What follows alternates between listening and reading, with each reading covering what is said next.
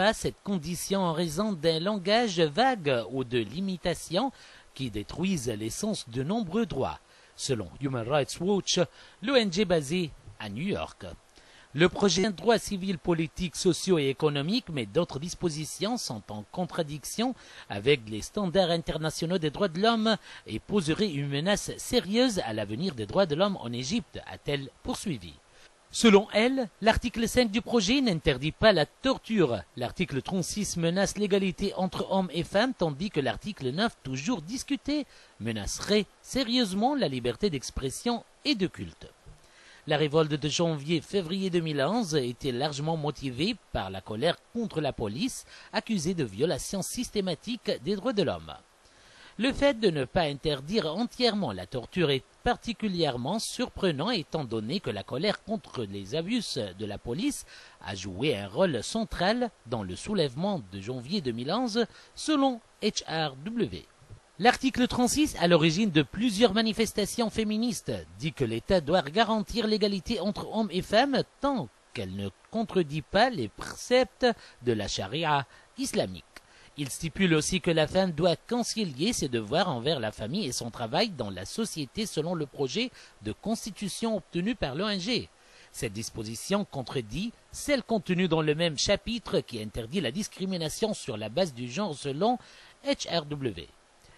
Un article interdisant explicitement la traite des femmes et des enfants a aussi été enlevé après des pressions de la part des membres salafistes de la commission. Des membres de la constituante ont aussi parlé de baisser l'âge légal du mariage de 18 ans en Égypte à 16 ou même 9 ans, a ajouté HRW. Un autre article propose de limiter la construction de lieux de culte aux religions musulmanes, chrétiennes et juives, excluant ainsi les disciples des autres religions, en particulier les bahaïstes.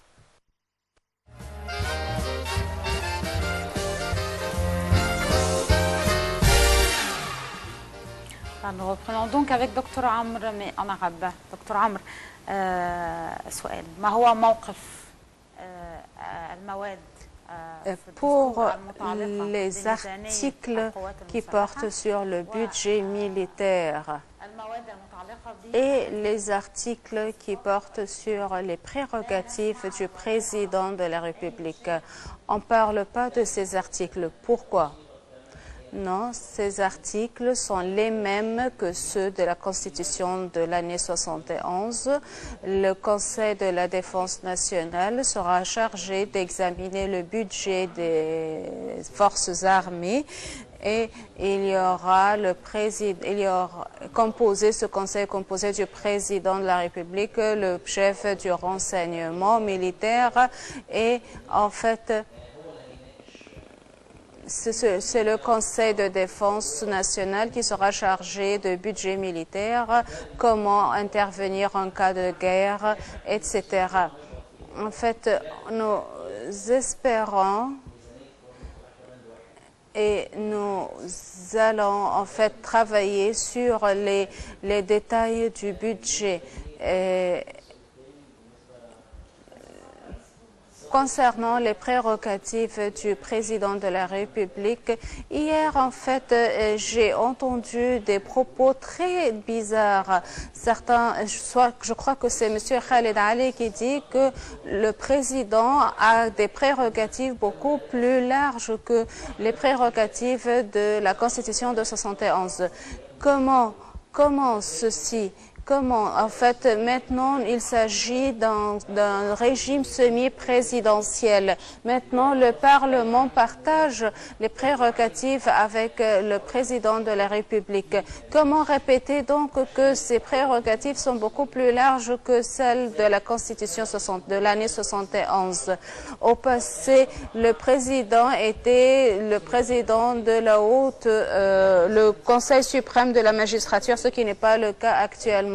Il était considéré au passé comme le président de la suprême de la police, ce qui n'est pas le cas actuellement. Je ne sais pas pourquoi les gens répètent des propos irresponsables. Est-ce qu'on veut faire renaître l'ancien régime, le régime de Moubarak? Si je ne suis pas quelqu'un de connu.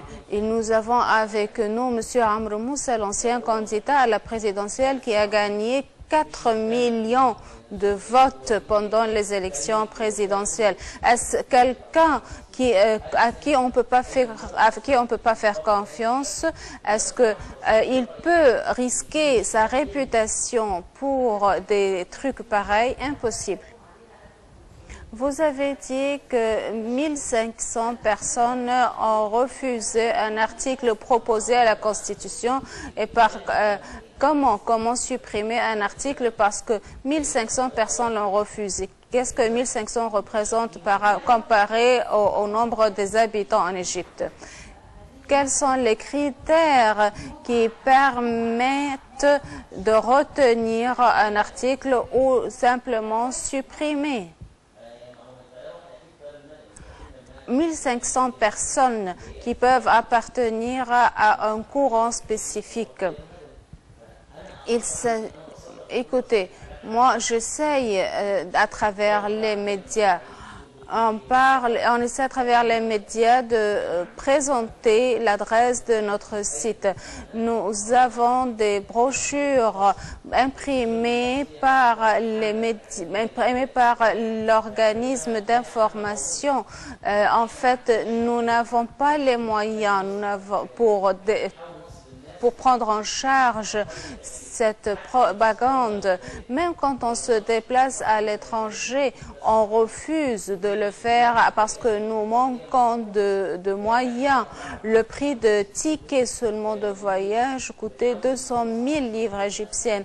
Alors, vous voyez, ce sont les moyens qui nous entravent. Mais pourquoi voyager à l'étranger? Il s'agit de la constitution égyptienne. Pourquoi voyager à l'étranger? Mais pour parler aux Égyptiens, le diaspora, nous avons en fait rencontré les Égyptiens immigrés 2 fois, mais en fin de compte, cela ne suffit pas. 2 réunions ne suffisent pas. Ils veulent qu'on se fait le déplacement pour les rencontrer à l'étranger. Ils ont fait toutes les réservations, l'hôtel, le logement, tout, le déplacement, tout. Mais on a refusé de le faire parce que le journaliste Wael Andil, un journaliste que je respecte, dit est-ce qu'il s'agit de tourisme ou de la Constitution? Alors nous avons fait marche arrière parce que nous ne voulons pas être critiqués. On allait passer 4 jours seulement aux États-Unis. Imaginez 4 jours aux États-Unis. On a besoin de 7 jours au moins pour se reposer avant de commencer notre activité aux États-Unis vu le long trajet. Dr Amr, si la Cour juge le 23 octobre prochain la dissolution de l'Assemblée constituante, quels seront les résultats ou les conséquences? Écoutez, moi je suis avocat et je m'attends à 2 scénarios, soit rejeter l'action ou renvoyer le dossier devant la Haute Cour constitutionnelle. Qui a demandé la dissolution de l'Assemblée constituante? Des personnes qui voulaient joindre l'Assemblée, mais leur demande a été refusée. Alors, ils ont intenté l'action pour dissoudre cette Assemblée.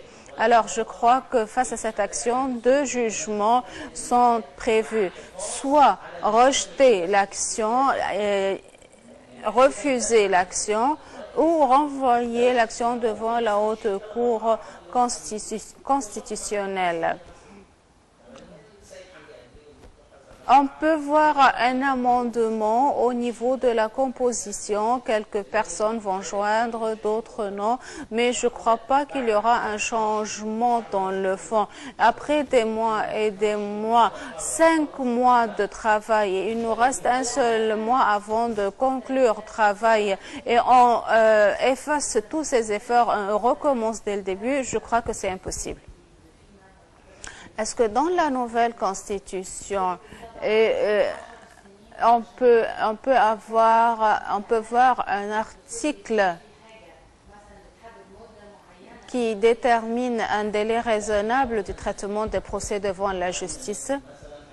Non, nous essayons par exemple de joindre plusieurs organismes judiciaires ensemble et créer un parquet civil et des tentatives pour réformer l'organigramme judiciaire pour accélérer la justice et aboutir à une justice plus rapide, puisqu'il y a des procès qui sont traités pour des années et des années. Des justiciables meurent avant de voir le jugement final rendu.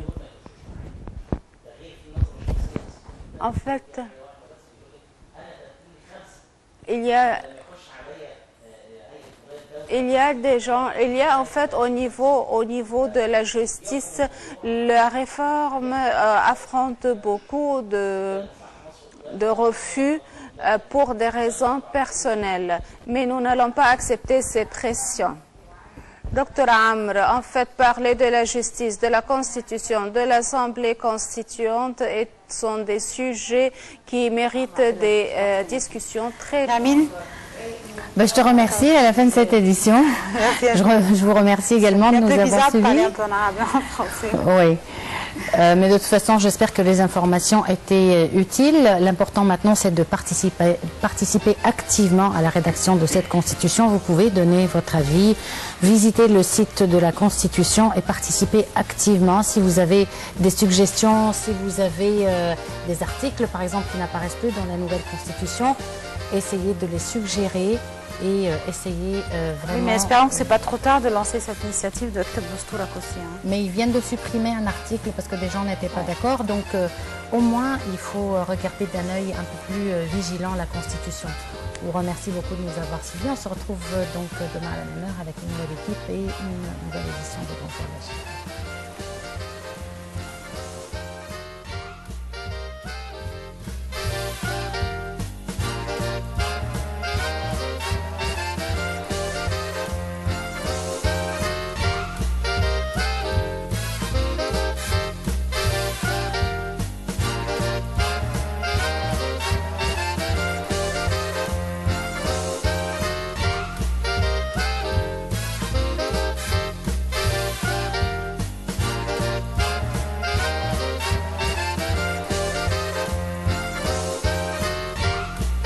Thank you.